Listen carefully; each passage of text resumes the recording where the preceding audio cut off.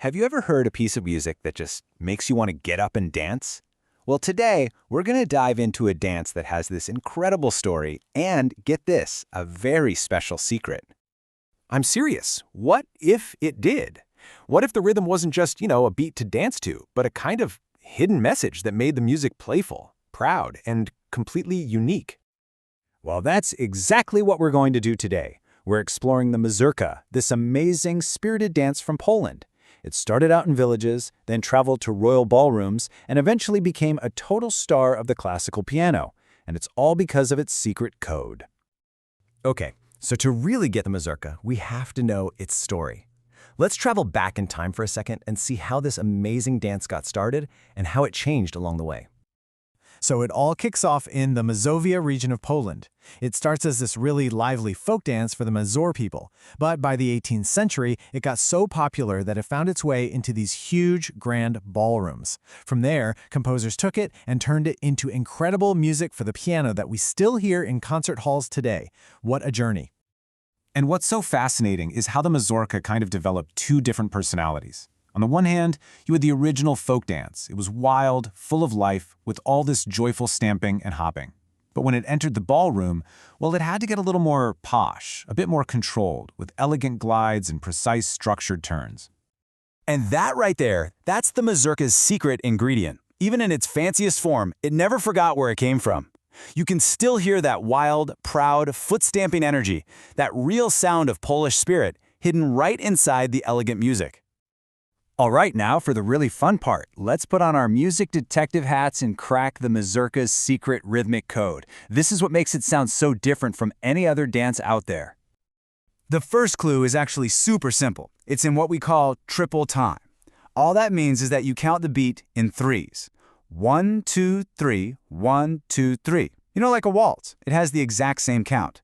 But, and this is a big but, that's where the similarities end. So if the count is the same as a waltz, what makes a Mazurka so different? What's its famous trick? It's the surprise accent. This is it. This is the master key to the whole secret code. It's this brilliant rhythmic twist that completely changes the feel of the music. Okay, let's look at how this works. In a waltz, the strong beat is always on the 1. 1, 2, 3. It's pretty predictable. But the Mazurka, it's a total rebel. It loves to surprise you by putting that strong beat, that accent, on the second beat. 1, 2, 3. Or, sometimes, just to be extra tricky, on the third. 1, 2, 3. It always keeps you guessing. Think of it this way. Imagine you're clapping along to the music. Instead of always putting that loud clap on 1, you suddenly give a big surprise clap on 2 or 3. That's the feeling of a Mazurka. It's so playful and unpredictable. So when you mix that surprise accent with other fun things like bouncy dotted rhythms and a flexible tempo that kind of pushes and pulls, musicians call that rubato, you get the Mazurka's famous lilt. It's that special, spirited quality that just makes you want to dance. So you want to try playing one? For piano students, learning Mazurkas is pretty much like going on an epic quest where you level up your skills with each new piece you learn. So your adventure might start at level 5, just learning the basic shape of the dance.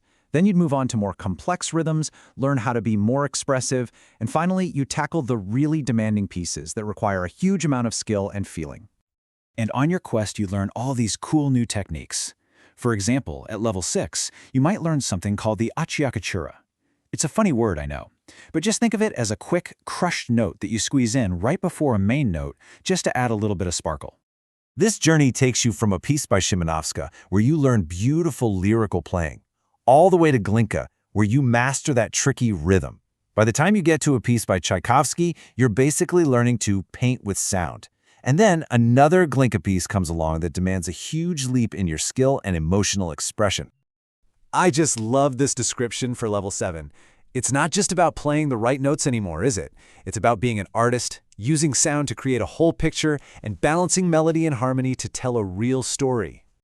So, from a village dance to a real test of a pianist's artistry, the Mazurka has had a truly incredible journey, and its legacy is just as amazing. Let's just recap what makes it so special. It's that unique blend of wild folk energy and elegant ballroom grace. It has a proud, almost defiant spirit, and of course that unforgettable lilt created by its famous surprise accent. And look, if you want to hear the mazurka at its absolute best, you have to listen to Frédéric Chopin. He was the master. He took this humble Polish folk dance and transformed it into some of the most beautiful, powerful, and sophisticated art ever written for the piano. And that's the story of the mazurka, a dance with a secret code that traveled from fields to ballrooms, capturing the hearts of dancers and musicians all along the way. It's a brilliant piece of history that is still so much fun to explore today. So now that you've cracked the code, are you ready to start your own mazurka adventure? Go listen to some Chopin, or maybe even ask your piano teacher to teach you one. The quest is yours.